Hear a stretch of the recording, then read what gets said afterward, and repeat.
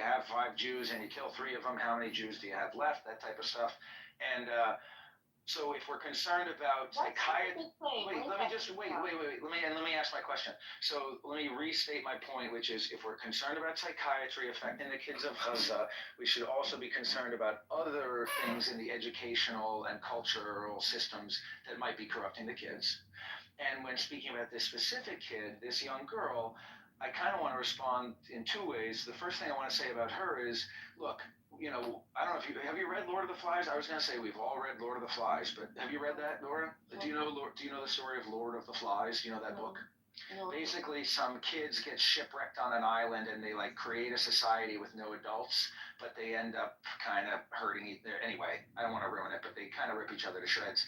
And then Lord of the Flies is always kids left alone are going to rip each other to shreds. When people say, oh, it's like Lord of the Flies in there, it's like a bunch of unsupervised children just tearing each other apart. And so a 5-year-old girl who sees her uncle murdered might respond with revenge, but hopefully, our job as adults is to coach children.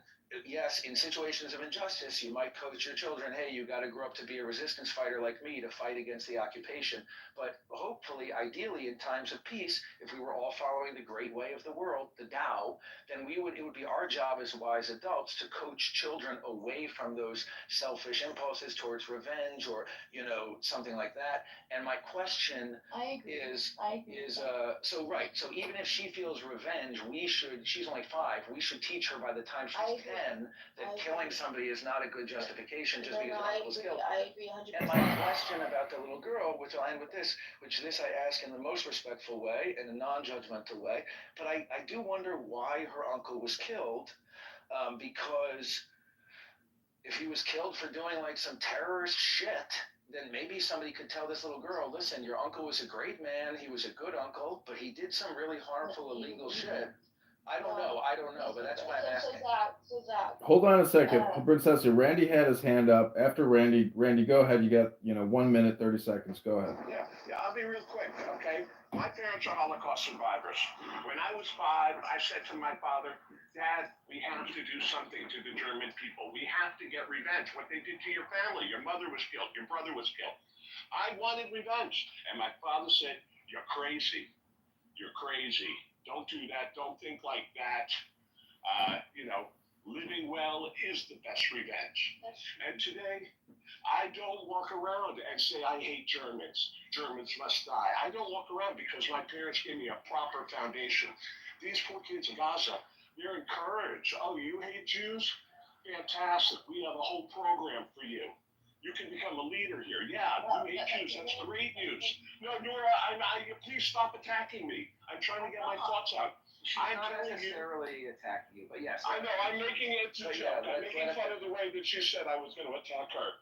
My point is that thank God my beautiful father, rest in peace, told me don't seek revenge. Thank God my parents didn't fan the flames of hatred. Thank God they worked hard, created a great life for me in America, leaving behind houses, unimaginable wealth in Poland and Europe. My mother was saved by her nanny who hid her under her bed. Yes, they had wealth, but they don't sit around talking about it 80 years later. Their beautiful houses in Poland. They moved on, and this is the beauty and gift that my parents gave me. Thank you. I just don't want to get kicked out. Am I able to say anything here? Yes, please. Go ahead. Thank you. And everyone kicked me down. I got disrupted the conversation. But what I wanted to say to Randy is, number one, he's made a few points that just are inaccurate, which is that, number one, right, he said, well, good thing the Holocaust survivors don't, talk about and try to, the way that the Holocaust was and seek revenge, right? We have the Bolsheviks in Russia who killed well over 7 to 8 million Germans post-World War II. You have Germans still being in prison to this day. A 98-year-old woman just last year was in prison for her involvement in the Holocaust. So, the idea that seeking revenge hasn't been a way of the Holocaust. We could just look at how the UN and how NATO seeked revenge on Germany. But Keegan, he's talking. She's not in an Israeli jail.